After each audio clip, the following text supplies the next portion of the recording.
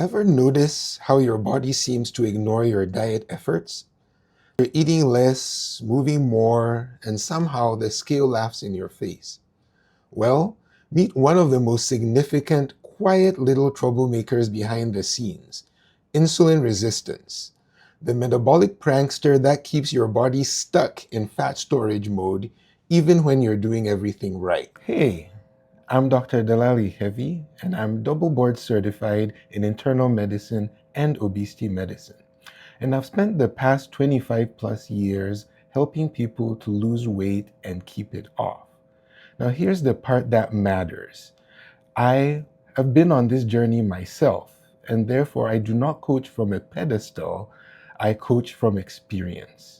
I have followed thousands of patients over years and years across every eating style that's imaginable. And what that has taught me is simple but powerful. There is no one best diet that's out there. There is the right plan for the right person, built around the real reasons why that person's body is gaining the weight and refusing to let it go. So I combine the best of conventional medicine with holistic root cause strategy. And I'm also a certified health and wellness coach. So we keep it practical, human, and sustainable.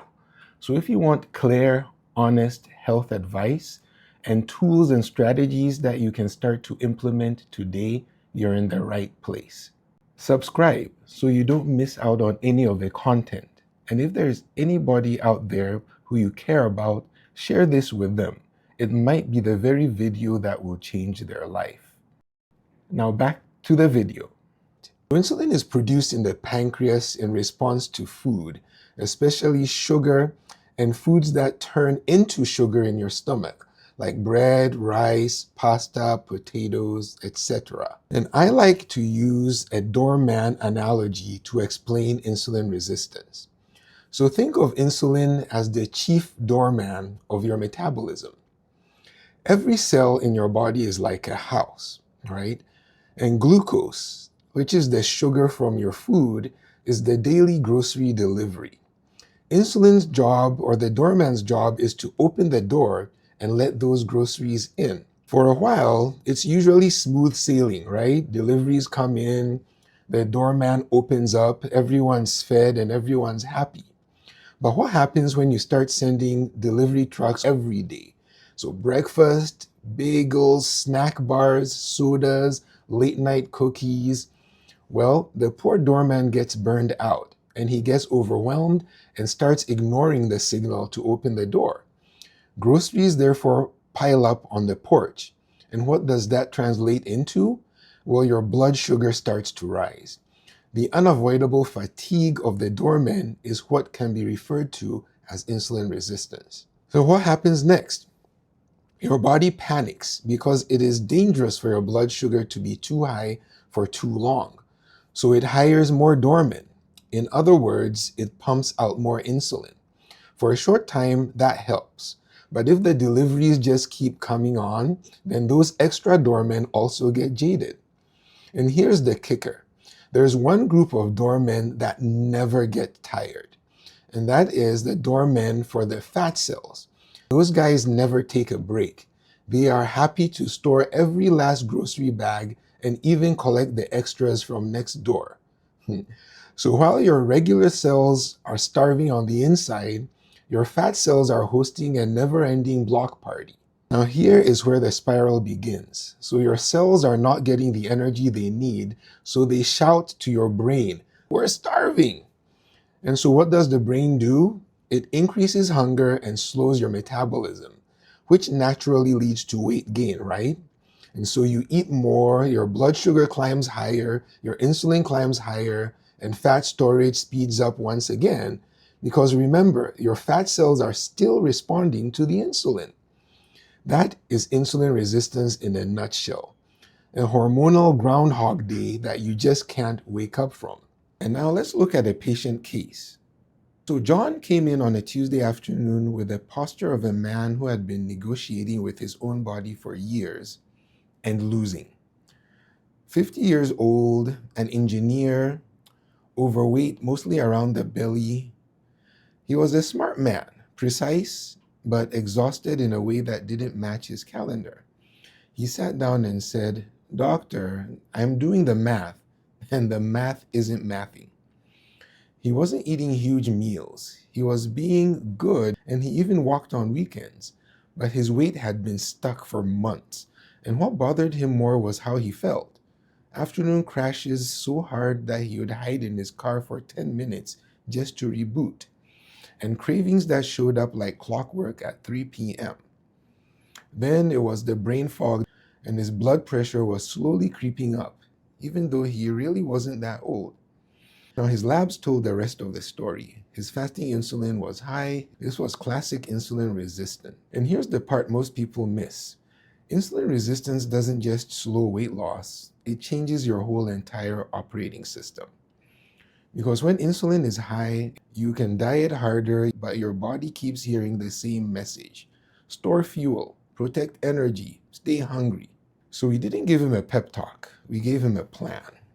And first, we tried to stabilize his blood sugar.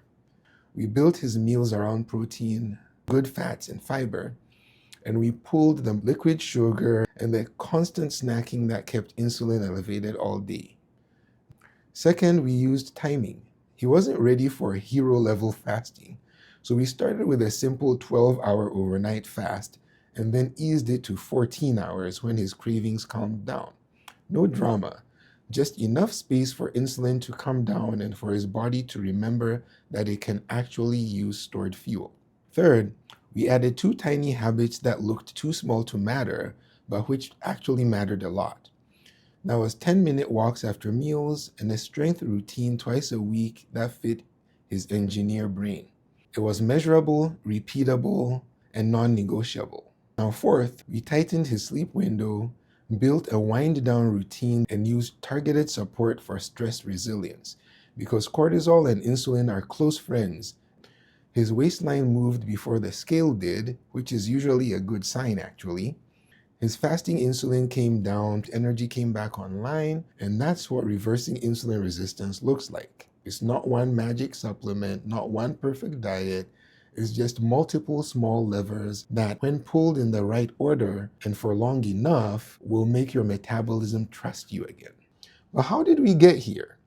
Well, we kind of engineered it. Modern life is practically an insulin spiking machine. We have cheap, refined carbohydrates, constant snacking, endless stress, and not enough movement. Our ancestors didn't have 24-hour drive-thrus or movie streaming marathons. They hunted, gathered, and actually accidentally invented CrossFit before it had a name.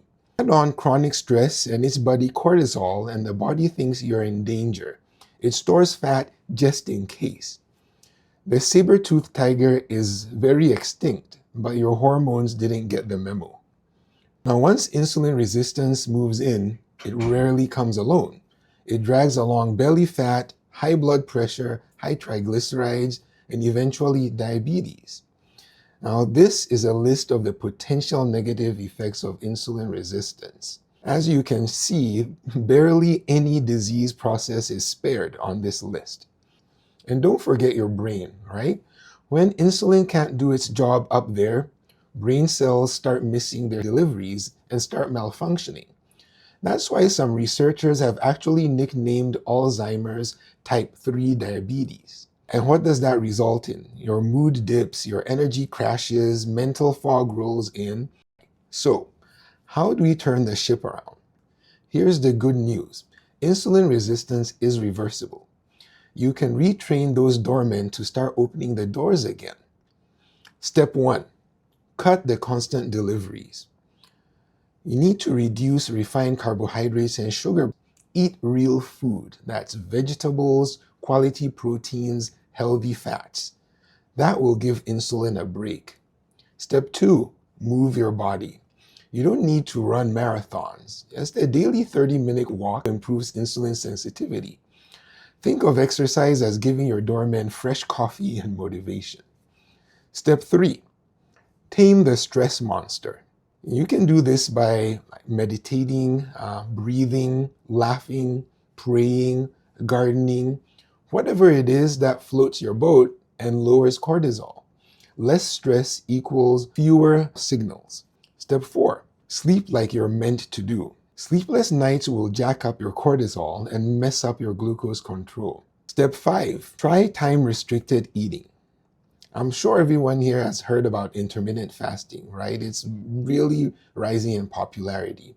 And what it does is it gives insulin some well-deserved time off. If you are a snacker, then even a simple 12-hour overnight fast. So let's say you finish dinner at 7 p.m. and don't eat anything until breakfast at 7 a.m. can really help. Many people will, however, do much better with a more prolonged fasting period. And please stay tuned for a more detailed video on intermittent fasting.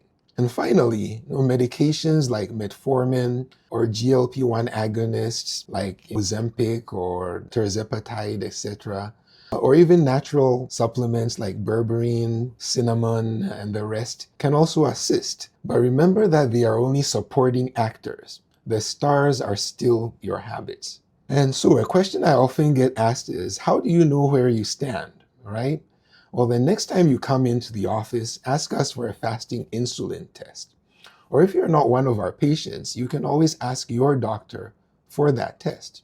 Note that some insurance companies may not pay for it. You can also use your cholesterol panel results as a gauge. It's called the triglyceride to HDL ratio. You take the triglyceride number and divide it by the HDL number.